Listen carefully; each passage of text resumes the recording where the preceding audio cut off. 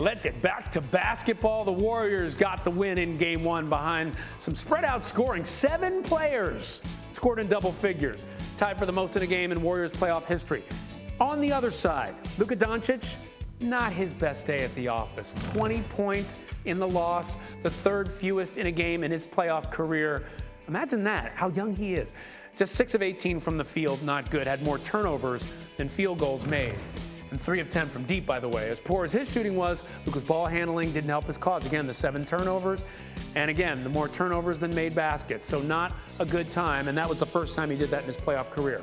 So you look at Luka, guys, bring you all back in. Seth, you've got some tape on how the Warriors made Luka's life absolutely miserable in game one. Took away all driving lanes. What they did was when Luka had the basketball, anytime the 2 players came together, they basically blitzed him, did a good job on the backside. Watch this ball screen right here. You see Jordan Poole, he's going to step up. That's 2 on the ball. Look at the weak side defenders on the right side of the screen. They're in help. They can tag the roller. And then Draymond Green in that gap. When you can pressure the basketball, all of a sudden things are good. Now watch right here. Point of pickup. They picked up the ball at half court. They pushed the ball out. They met Luka at half court. They turned him twice in the backcourt.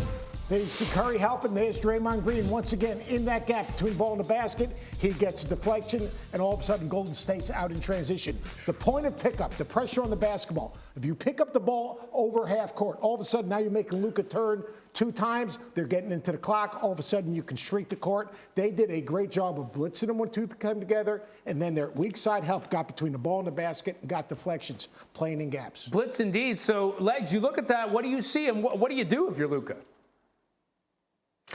Yeah, they did a great job of accomplishing something that Phoenix was never able to in their series, and that is put enough bodies and activity in front of Luka, whether it's just a hard show, hedge, a stunt, or you actually go ahead and commit full body, but also get out to the 3-point shooters. And to me, you have to be able to do both against this team because Luka Doncic, if he gets single coverage, he is going to have a monster game, and he's going to control the action with his pace, scoring over really anybody that's in front of him. And if you decide to go ahead and throw extra bodies at him, in previous series, he then picks you apart with his vision and his velocity that he puts on the ball to the weak side of the floor. And these guys are just towing up practice shots. That's how they beat Phoenix. Golden State did both. It's that rare combination. They did it with speed and a lot of versatility. And Seth, I love the point on the tape where you jump out early on these ball screens and you make Luka veer a little bit toward half court. You've done your job, and now you can sprint out of there, get back to yours, and put him back on the primary defender, whether it's Wiggins or Clay. So I just thought Golden State's game plan against him was phenomenal. He has to be way more decisive and attack on that first move, get some contact, get to the line a little bit early in the game, and get back to controlling the action. Decisive, attacking, I got it. But, Amar'e, let's say you're on his team. You've been in situations like this. You're on Luka's team. And let's not forget, he's a young player. He's a star, but he's a young player. You tell him to attack. You tell him what Legs is saying, what Coach is saying. But at the same time, mentally, with the uphill challenge that's presented with the Warriors, what are you telling him about how to make his game lead this Dallas team to victory?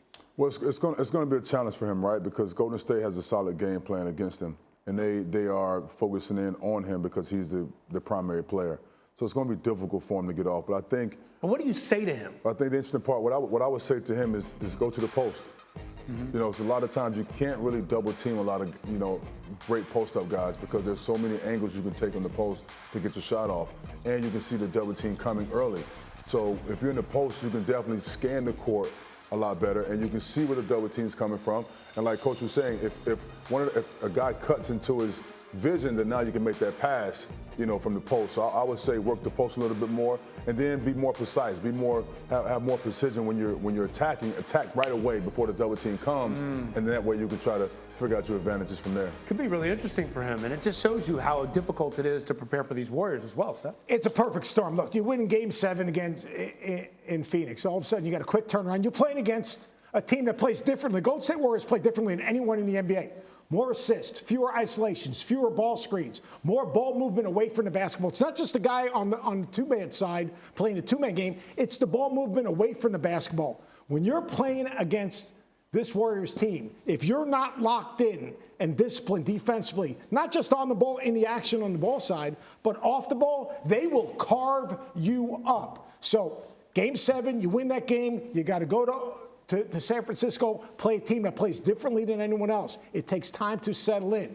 Bad matchup for Dallas, but really they had no shot. I'm not a gambling man, but if I was a gambler, they had no shot of winning that game one. Wow. No shot. No shot. Let's see if they too have hard a shot of preparation. What do you think, Legs? Real quick, Legs. Well, yeah, I think here's the thing about Golden State, to Seth's point. This is a team that you've got to guard for 24 seconds. Very few teams operate that way. Normally, you get down to that red area, as they call it, inside 6 seconds. Teams are going to go to somebody, isolate 4 guys standing around. That's the way teams typically finish possessions. Golden State, think about this. In the last 6 seconds of the shot clock, they were 12 for 14 from the field because they continue to run the entire possession, and that's why they put so much pressure on what you have to do and the amount of communication that it takes to defend them. Thank you for watching ESPN on YouTube. For live streaming sports and premium content, subscribe to ESPN+.